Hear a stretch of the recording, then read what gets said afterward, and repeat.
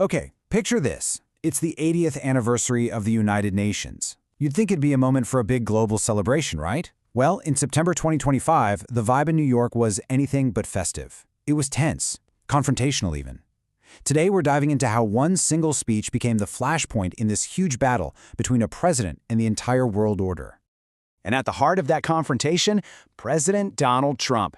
He stepped up to that famous green marble podium and basically threw down the gauntlet with these words. The UN has tremendous potential, but it gives empty words while America delivers peace. Wow, that one sentence just set the stage for everything that was about to unfold.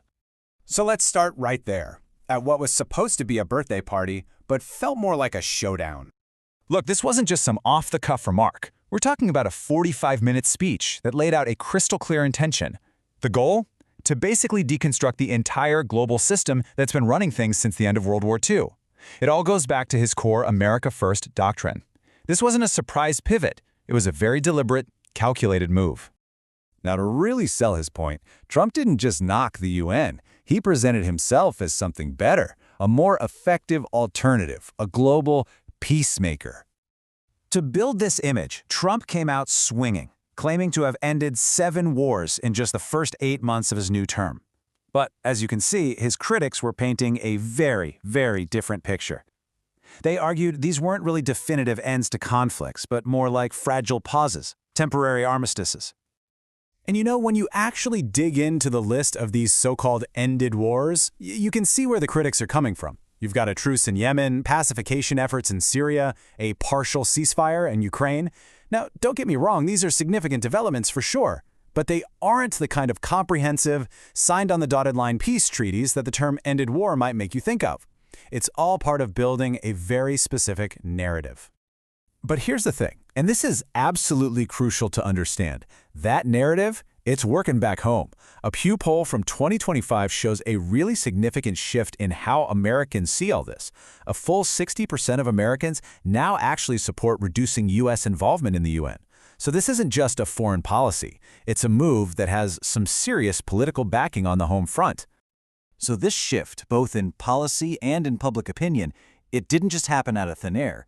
It came from a very, very detailed blueprint, what's known as the Project 2025 playbook.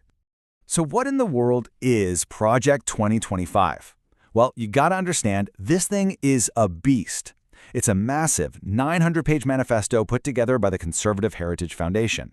The best way to think of it is as a detailed instruction manual for a second Trump term. And at its very core is a radical plan to overhaul American foreign policy. It's the engine driving all these changes. And its to-do list for the UN is, well, it's pretty blunt. This isn't just about complaining. It's about taking concrete action. We're talking slashing funds to UN agencies they say are promoting radical social policies, pulling out of big organizations like the World Health Organization, and even, get this, floating the idea of leaving the UN altogether if it can't be forced to align with US interests. So, you've got the playbook. What happens when that plan actually hits the world stage? Well, you get a classic power vacuum. As the US pulls back, another power starts to rise, China. And just look at how fast this all went down. The timeline from 2025 shows this rapid-fire sequence of disengagement.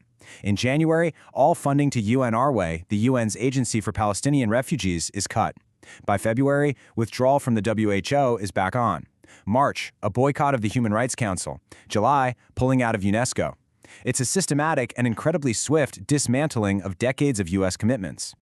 And the financial pullback is just staggering. The plan calls for an over 80% cut in what the U.S. gives to UN peacekeeping operations. Just think about that for a second. For decades, the U.S. was the #1 funder of these missions trying to keep the peace in conflict zones. And 80% cut isn't trimming the budget, it's gutting a core function of the United Nations. And as they say, nature abhors a vacuum. As the U.S. pulls its money and influence out, someone else is stepping in, and that someone is China. You can see it right here. China has basically doubled its share of senior jobs at the UN since 2010. We're watching a direct transfer of influence happen in real time. One power steps back, another one steps forward. And make no mistake, China isn't just passively accepting this newfound power. According to the source material, Beijing is actively and strategically filling that void. They're pushing their own big projects, like the Global Development Initiative, which are explicitly designed to boost their own version of global leadership and reshape how the world is run.